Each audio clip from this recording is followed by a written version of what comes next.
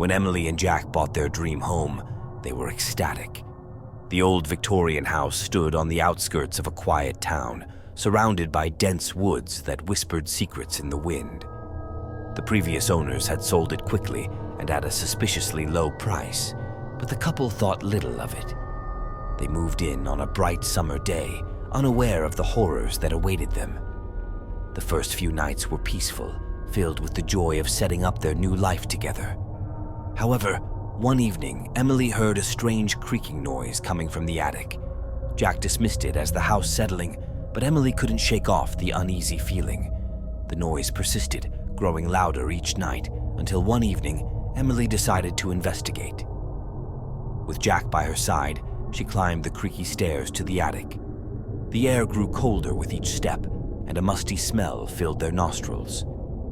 As they reached the top, the attic door swung open on its own, revealing a dark, cavernous space. They shone their flashlights around, but found nothing unusual. Just as they were about to leave, a shadowy figure darted across the room. Terrified, Emily screamed, and they fled the attic, slamming the door behind them. They tried to convince themselves it was just their imagination, but the feeling of being watched grew stronger. Objects began to move on their own, lights flickered, and they heard whispers in the dead of night. The attic door would often be found ajar, despite them locking it. One night, Emily woke up to find Jack standing at the foot of their bed, staring blankly at the wall. She called his name, but he didn't respond. When she touched his shoulder, he collapsed to the floor as if waking from a trance. He had no memory of what happened, but Emily noticed deep scratch marks on his arms. Desperate, they sought help from a local priest who agreed to bless the house. As he recited prayers in the attic, a forceful wind knocked him to the ground. He declared the house was haunted by a malevolent spirit, possibly the original owner who had died under mysterious circumstances. The activity intensified after the blessing. They found messages scrawled on the walls in blood-red letters, warning them to leave. They heard footsteps following them and saw ghostly apparitions in mirrors. One night, Emily woke to find herself paralyzed, a dark figure looming over her, whispering threats in a language she didn't understand. One evening, Jack decided to set up cameras around the house to capture any paranormal activity. They reviewed the footage every morning and were horrified to see shadowy figures moving around their home, often standing over their bed while they slept. The final straw came when they found footage of Jack sleepwalking again, this time heading towards the attic with a knife in his hand. Determined to get to the bottom of the haunting, they began researching the house's history. They discovered that the original owner, a man named Henry Whitaker, had been a reclusive inventor. He was rumored to have conducted dark experiments in the attic, leading to his mysterious death. His spirit, they concluded, must be responsible for the hauntings. They decided to perform a seance in the attic, hoping to communicate with Henry's spirit and put an end to the torment.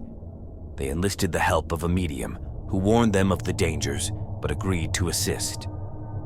During the seance, the medium made contact with Henry, who revealed that he was trapped between worlds, tormented by his unfinished work and unwilling to let anyone else live in the house. The seance grew increasingly violent, with objects flying around the attic and the medium being thrown against the wall. In a desperate bid to end the nightmare, Jack shouted at Henry's spirit, promising to destroy all of his inventions and research. The room suddenly went silent, and the oppressive atmosphere lifted slightly. That night, they slept uneasily, knowing it wasn't over. The next day, they began dismantling the attic, destroying everything they found. As they tore down the walls, they uncovered hidden compartments filled with strange, archaic devices and journals detailing Henry's experiments.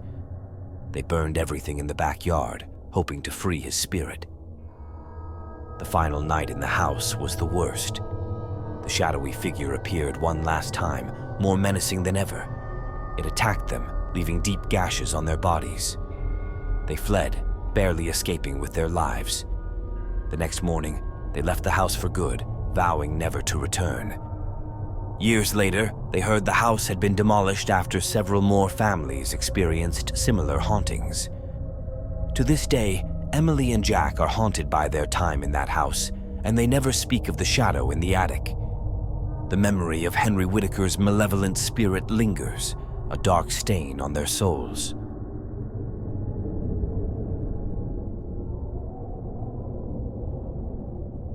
When the Johnson family moved into their new home, a quaint cottage with a white picket fence, they felt like they had stepped into a fairy tale.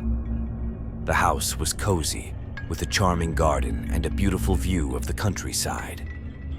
However, the real surprise came when they found an old, intricately crafted dollhouse in the attic. The dollhouse was a perfect replica of their own home, down to the smallest details. It was filled with tiny furniture, miniature paintings, and even tiny dolls that resembled the Johnsons. Their daughter Lily was fascinated by it and spent hours playing with the miniature version of their house. At first, it seemed like a harmless toy, but soon strange things began to happen. Lily started talking about her new friend, a little girl named Anna who lived in the dollhouse. She claimed Anna told her secrets about the house and warned her about the bad man who also lived there. Her parents dismissed it as a vivid imagination, but when Lily started having nightmares and sleepwalking, they grew concerned. One night, they found Lily standing in front of the dollhouse, staring intently at it. When they tried to move her, she screamed and fought them off, insisting that Anna needed her help. It took both parents to carry her back to bed, where she finally fell into a restless sleep. The next day, they discovered the dollhouse had changed. The miniature versions of themselves were now in different positions, mirroring their movements from the night before.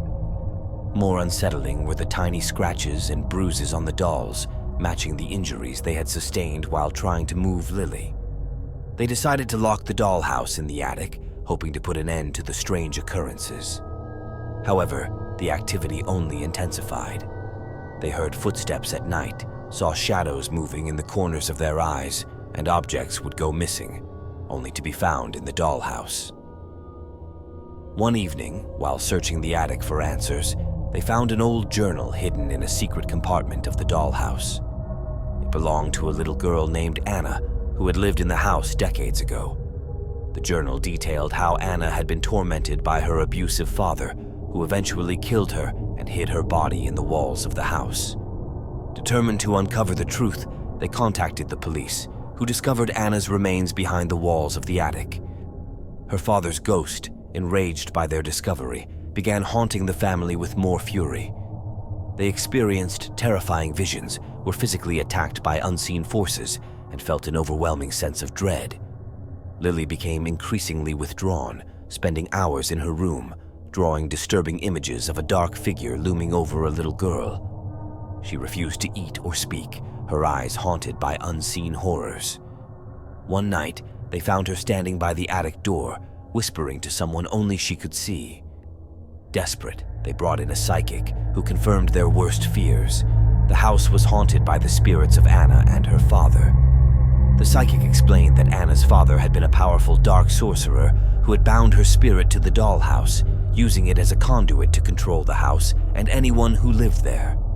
The psychic attempted to cleanse the house, performing a ritual to release Anna's spirit and banish her father's. During the ritual, the air grew cold and the house shook violently. The dollhouse erupted into flames, and a dark shadow materialized, attacking the psychic. With great effort, she managed to banish the spirit, but at a great cost. She collapsed, exhausted and gravely injured. The Johnsons thought the worst was over, but they were wrong. That night, Lily disappeared. They searched the house frantically, only to find her standing in front of the burned remains of the dollhouse, her eyes blank and unseeing. She whispered that Anna was free, but the bad man was still there waiting. Realizing they had to leave, they abandoned the house and moved far away. The cottage was eventually sold to another family who met a similar fate. The dollhouse remained in the attic, waiting for its next victims, its tiny inhabitants eternally reenacting the horrors of the past. The Johnsons never recovered from their ordeal. Lily was never the same, her once bright spirit dimmed by the haunting. They never spoke of the dollhouse or the horrors they endured, but the memory of Anna's tormented spirit and her father's malevolent presence haunted them for the rest of their lives.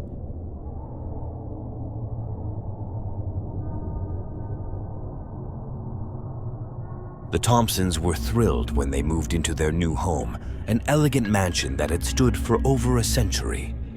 The house was filled with antique furniture, including a large, ornate mirror in the hallway. The mirror was a beautiful piece, with intricate carvings on its golden frame, but it exuded an unsettling aura.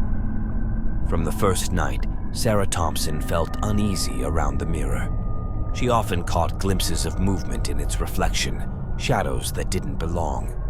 Her husband, Mark, dismissed her fears, attributing them to the stress of moving. However, Sarah couldn't shake off the feeling that something was watching them. One night, as she was passing the mirror, she saw a woman's face staring back at her. The woman had hollow eyes and a twisted smile, her hand reaching out as if to grab Sarah. She screamed, but when Mark arrived, the face had vanished. He assured her it was just a trick of the light, but Sarah knew what she had seen. Over the next few weeks, the house grew colder, and strange noises echoed through the halls. The mirror seemed to pulse with a dark energy, drawing Sarah's gaze whenever she passed it. She began having vivid nightmares of the woman in the mirror, who whispered terrible secrets about the house and its previous inhabitants. Sarah discovered that the mansion's original owner, a wealthy recluse named Eleanor, had been obsessed with mirrors. She believed they were portals to another world and conducted dark rituals to communicate with spirits. Eleanor's body was found hanging in front of the mirror, her eyes gouged out. The townspeople whispered that her spirit was trapped in the mirror, forever searching for a way out. Desperate to escape the mirror's grip, Sarah covered it with a heavy cloth, but the activity only worsened. She heard Eleanor's voice calling her name, saw her reflection moving independently, and felt cold hands grabbing her in the dark. One night, Mark woke up to find Sarah standing in front of the mirror, staring into its depths, her eyes glazed over. He pulled her away, but Sarah was no longer the same. She became withdrawn, haunted by Eleanor's voice in her mind. Mark decided to take drastic measures and remove the mirror from the house. As they carried it to the basement, it slipped from their grasp and shattered on the floor. A chilling scream echoed through the house, and the air grew deathly cold. The shattered pieces of the mirror seemed to writhe on the ground, reflecting twisted images of Eleanor's face. The house shook violently, and ghostly apparitions appeared, attacking the Thompsons. They barely escaped with their lives, fleeing the house and never looking back. The mansion was abandoned, left to decay over the years. Local legends grew around it, and those brave enough to enter reported seeing a ghostly woman in the remaining fragments of the mirror, still searching for her next victim. The Thompsons never spoke of their time in the house, but the terror they experienced haunted them for the rest of their lives. Determined to rid themselves of the curse, they sought out a renowned paranormal investigator. The investigator, intrigued by their story, agreed to help.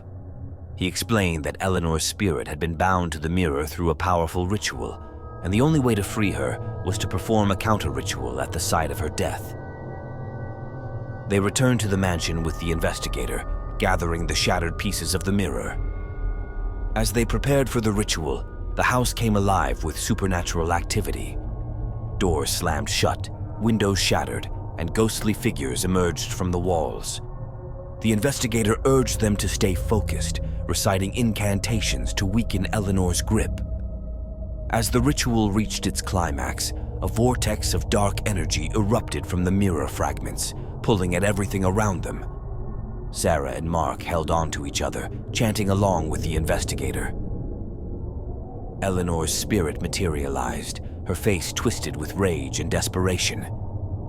With one final deafening scream, she was pulled into the vortex, and the mirror fragments disintegrated into dust. The house fell silent, the oppressive atmosphere lifting instantly. The investigator assured them that Eleanor's spirit was finally at peace, and the curse had been broken. Relieved but exhausted, the Thompsons left the mansion for the last time, hoping to start anew. In the years that followed, the mansion was restored and sold to new owners. The paranormal activity ceased, and the house became a home once more. Sarah and Mark found peace, their lives no longer overshadowed by the horrors they had endured.